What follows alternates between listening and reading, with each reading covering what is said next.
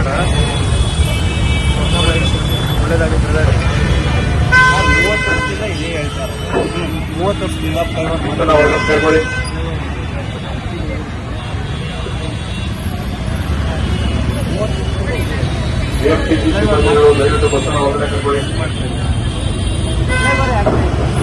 ಏನು ಆಗಲ್ಲ.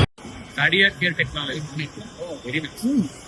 ಕೋಣಂಕುಂಟೆಯಿಂದ ಎಷ್ಟೊತ್ತಾಗುತ್ತೆ ಬಸ್ಸಲ್ಲಿ ಓಡಾಡಕ್ಕೆ? 1 ಅವರ್ ಆಗುತ್ತೆ. ಈಗ ಗೌರ್ಮೆಂಟ್ ಆಫ್ ಇಂಡಿಯಾ 4,500 ಹೊಸ ಎಲೆಕ್ಟ್ರಿಕ್ ಬಸ್ ಬಿಟ್ಟಿದೆ. ಬಟ್ ಅದನ್ನ ಇವರು ಸ್ಟೇಟ್ ಗೌರ್ಮೆಂಟ್ ಅವರು ರಸ್ತೆಗೆ ಬಿಟ್ಟಿಲ್ಲ, ಇಲ್ಲಿ ಅಪ್ರೂವಲ್ ಕೊಟ್ಟಿಲ್ಲ 6 ತಿಂಗಳಾದ್ರು. ನಿಮ್ಗೇನ್ ಅನ್ಸುತ್ತೆ? ಹೊಸ ಜಾಸ್ತಿ ಬಸ್ ಬಿಟ್ರೆ ಉಪಯೋಗ ಆಗುತ್ತೆ ಅನ್ಸುತ್ತಾ? ಫ್ರೀಕ್ವೆನ್ಸಿ ಜಾಸ್ತಿ ಆಗುತ್ತೆ, ಟ್ರಾಫಿಕ್ ಇರಲ್ಲ.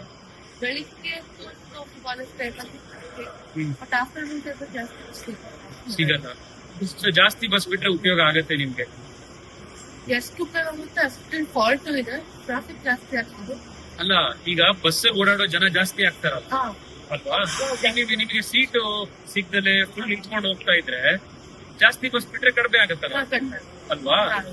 ಸೊ ನಿಮಗೆ 4,500 ಬಸ್ ಉಪಯೋಗ ಆಗತ್ತಾ? ಆಗತ್ತೆ. ಅವ್ರದ್ದು ಏನಾದ್ರು ಹೇಳ್ತಾ ಗೊತ್ತಿಲ್ಲ ಸರ್. ಆಕ್ಚುಲಿ ಇದೆಲ್ಲ ಅಲ್ಲ, ಇದು ಶಾರ್ಟ್ ಟನಲ್ ವರ್ಕ್ ಆಗ್ತಾ ಇಲ್ಲ ಅನ್ನೋದು ನಿಮ್ಗೂ ಗೊತ್ತಾಯ್ತು. ಶಾರ್ಟ್ ಫ್ಲೈಓವರ್ ವರ್ಕ್ ಆಗ್ತಾ ಇಲ್ಲ ಅನ್ನೋದು ಕೃಷ್ಣ ಬೈರೇಗೌಡರಿಗೂ ಗೊತ್ತಾಗಿದೆ, ಅವರೇ ಹೇಳಿದ್ದಾರೆ. ಬಟ್ ಈ ಶಾರ್ಟ್ ಟನಲ್ ವರ್ಕ್ ಆಗಲ್ಲ ಅನ್ನೋದು ಸಿಎಂ ಗೆ ಗೊತ್ತಾಗ್ತಾ ಇಲ್ಲ ಅನ್ಸುತ್ತೆ. ಗೊತ್ತಿದ್ರು ಮಾಡ್ತಾರೆ ಸರ್, ಕೆಲವು ರಾಜಕೀಯವರು ಗೊತ್ತಿದ್ರು ಅವ್ರಿಗೆ ಪ್ರಾಜೆಕ್ಟ್ ಇಂದ ಯೂಸ್ ಆಗ್ಬೇಕು ಮಾಡ್ತಾರೆ. ಅವ್ರಿಗೆ ಪಬ್ಲಿಕ್ ಯೂಸ್ ಆಗುತ್ತೆ ಅನ್ನೋದು ಬೇಡ ಇಲ್ಲ. ಅದಕ್ಕೆ ಹೇಳೋದು ಯಾವುದೇ ಪಕ್ಷ ಬರಲಿ, ರಾಜಕೀಯ ಪಕ್ಷಗಳು ಕೂತು ಚರ್ಚೆ ಮಾಡಿ ಎಲ್ಲಾ ಪಕ್ಷದ ವಿಶ್ವಾಸ ತಗೊಂಡು ಯೂಸ್ ಆಗುತ್ತೆ. ಪಬ್ಲಿಕ್ ನ ಅವ್ರು ಇನ್ವಾಲ್ವ್ ಮಾಡೋದಕ್ಕೆ ಅಲ್ಲಿಗೆ ಸಮಸ್ಯೆ ಬಗೆಹರಿಸೋದು ಹೇಗೆ ಬಂದಿದೆ ಅಂತ ಏನು ಮಾಡಲ್ಲ. ಅವರು ಉಪಯೋಗ ತಕ್ಕಂತೆ ಪ್ರಾಜೆಕ್ಟ್ ಎಲ್ಲ ಬಿಡ್ತಾರೆ. ಇದರಿಂದ ಸಾರ್ವಜನಿಕರಿಗೆ ಏನು ಯೂಸ್ ಇಲ್ಲ.